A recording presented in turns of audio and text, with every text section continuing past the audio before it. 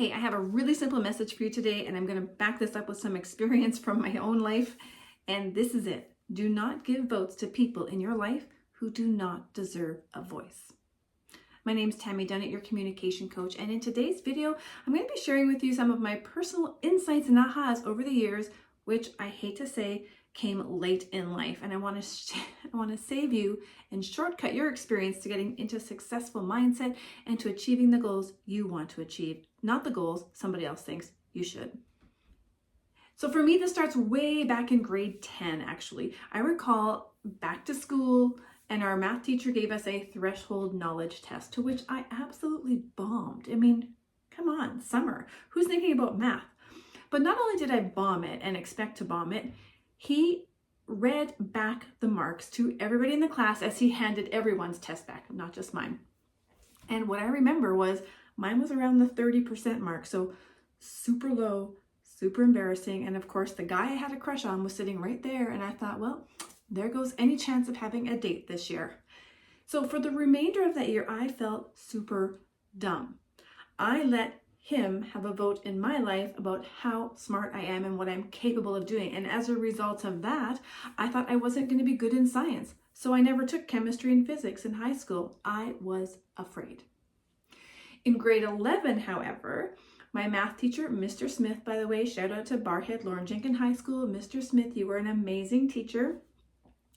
His style of teaching allowed me to see within myself that I wasn't dumb and that in fact I could do really well in math, and he inspired me to want to become a math teacher.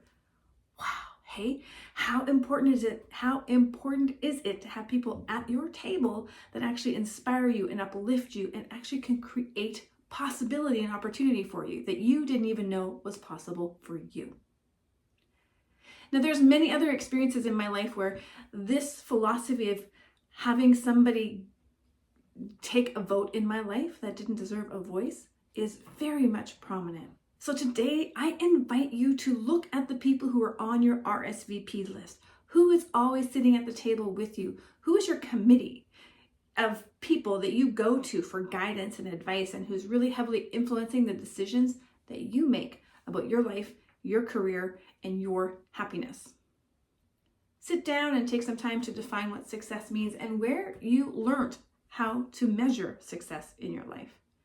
I think you might find some surprising insights. I certainly did, and I hope this exercise serves you as you move towards creating relationships that support you. So to help you really break down how you define success and identify those key players who are sitting at your table, like imagine you're having a dinner party. Who would be your top people that you invite?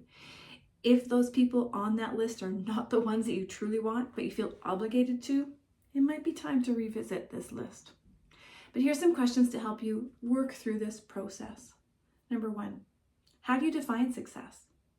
What are those key performance indicators, the outcomes, the measurements that you're looking at that help you know that you're being successful?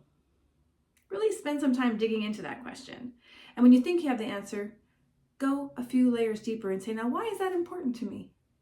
And kind of find out if you can get a little deeper in that. There's a lot of rich information in this exercise. Number 2, identify the people who are sitting at the table with you that are part of your committee, part of your decision-making process, part of those influential forces.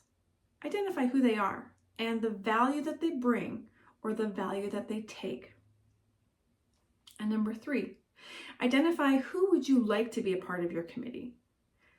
Once you know what success truly is for you and you start to look at the players who are around you, you might need to shuffle the cabinet and you may need to bring in some new people to this table. Who might those be? And then create your plan to get towards your vision of success faster. Now, sometimes these can be relationships that are important to us, but they're in tension right now. And if you're struggling with a relationship where you really want this person to be at the table with you, you are committed to that relationship, you value what they have to bring, but right now things are in dissonance, I want to offer you a way in order to get back to connection. It may be that you have a difficult conversation that you need to have that you've been holding back on because somebody else has got a vote in your life that's really not supporting you to have this conversation. It's pretty common. It's not a comfortable thing for us to do. And so many people who are also uncomfortable with this will say, ooh, Don't do that. You might cause more damage. So I want to give you permission and invite you to consider the possibility of what could be on the other side of that difficult conversation that you want to create, and to design that. Not to design this place where things feel ugly and stuck right now, because they will always be ugly and stuck if nothing changes, right? If nothing changes, nothing changes. And so we want to actually be moving towards that vision of success. With that, in the description box below, you're going to find that there is a link for safe conversation starters. Now, this is typically designed around those offensive behaviors that might be existing in your relationship that have gone unaddressed. They're scripted responses that you can utilize to stop the offensive behavior when it's happening and to open up a conversation to explore the why behind it. So comment below and let me know what your definition of success is. Now, this can be in any area of life. Obviously, I'm interested in relationships. So if it's at home, life, love, work, doesn't matter to me. I'd love to know what your definition of success is. If this is career, professional growth, if this is about being an entrepreneur, put it down. I want to know how you're defining success. And then if you're willing to share, let me know if you've made a little cabinet shuffle with the people who are sitting at that table with you. As always, you are only one conversation away